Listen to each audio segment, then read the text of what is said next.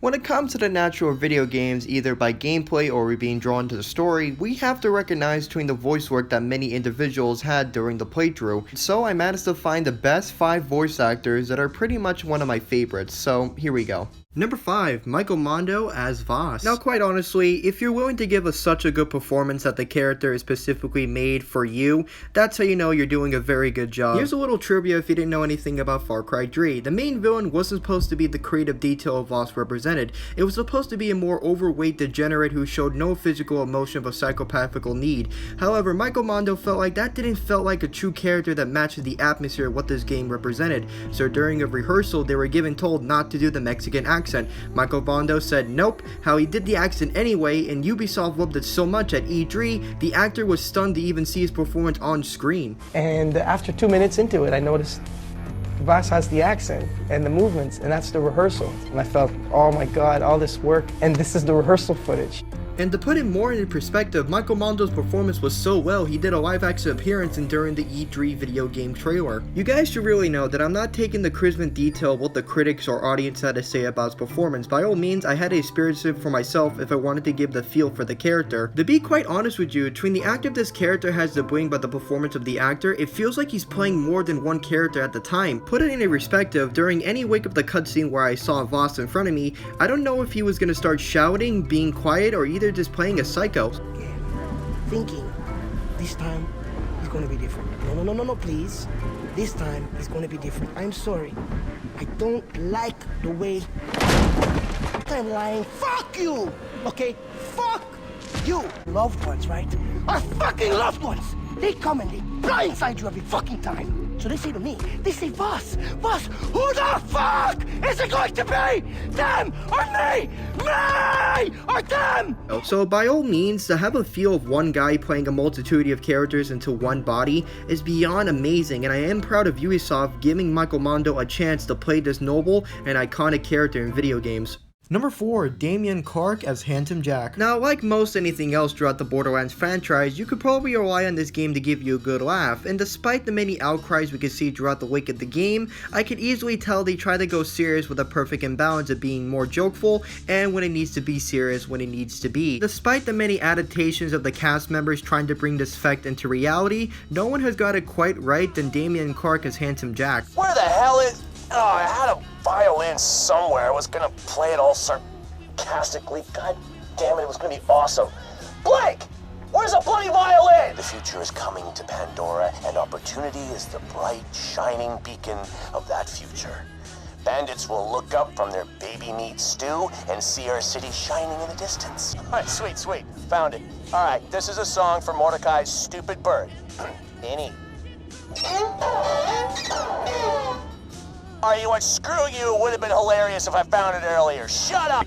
But his voice is pretty spot on. It captures the main tone of what you can think to him, how he's more charismatic, but he also cares about more how you progress into the Borderlands. And quite honestly, to my effect, I can also find his performance quite charming in the way. And not only that he's able to play angry and also charming with a hint of comedy, he can also sell anything else when he can with his voice. In fact, he was so popular, it was kinda impossible not to show him the Telltale Borderlands franchise.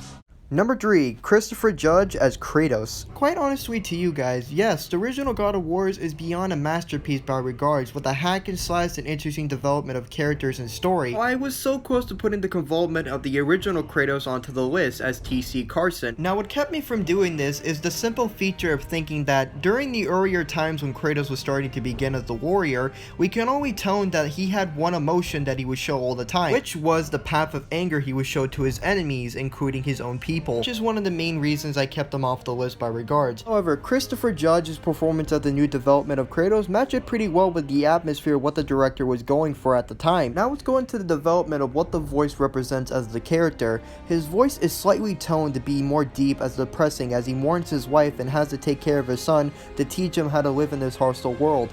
And though yes, he has his anger still inside of him, trying to keep his calm to know when his son could either step out of line or either stay in line. What are you doing? Now his guard is up. Only fire. Only fire when I tell you to fire. Fine. How do you know? How do you know? Watch your tone, boy. What I also love about this performance of the actor is considering of the development of what he represents of the character. As you see in front of you, Kratos does not want to go into the rash of actions. If he's able to take the pathway out, he will take that format by any chance to protect his only son. This is very creative, especially when he gets into the outstanding fighting scene with Boulder. Leave my home. Number 3, Kevin Conroy and Mark Campbell as Batman and Joker. Now truly what I love about the performance and the chemistry they can represent kinda matches the more animated series back in 1992. Let's just pretend the whole thing never happened and do this some other time. Okay? Though it would make sense as it is the two same actors we saw back in the animated series together. What I do love about the performance of these actors is the way how they're represented also in the relationship they have in the comics. Having Joker doing nothing but criticize Batman and also making him uneasy anytime he gets around. Having him to test his fate either to take out the Joker to break his one only code or for him to either break him down no matter what it costs. That is a true relationship I see them doing in any scene that Batman and Joker represent throughout the whole Arkham series. Knock me off, I dare you. End this. Pull the plug. Stop me once and for all.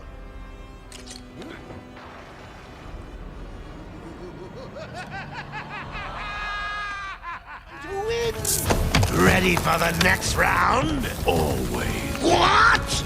I'll never let you win. Never.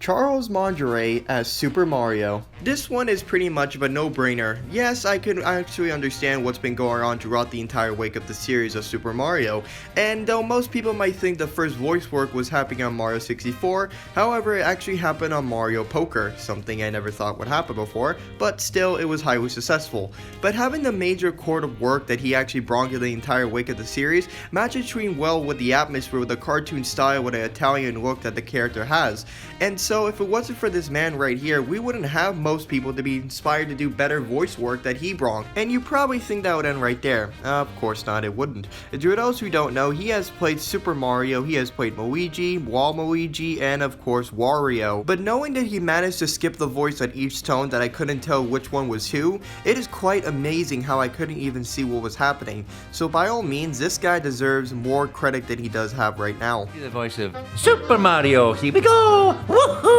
And Luigi too, Luigi number 1, ha ha! And Wario, have a rotten day, yahoo! You gonna eat that garlic? And I was even Donkey Kong at one point. Now, after we get to the end of the video, I hope you guys can understand that huge shout out to these individuals right here who left a few comments on one of my videos. Now, keep in mind, if you want a shout out in my next video, all you have to do is like, comment, and subscribe.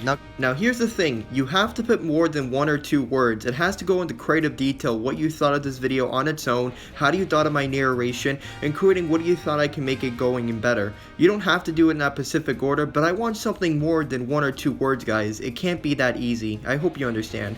Anyway, I'm Sure Doom, and I'll talk to you guys all later. Peace.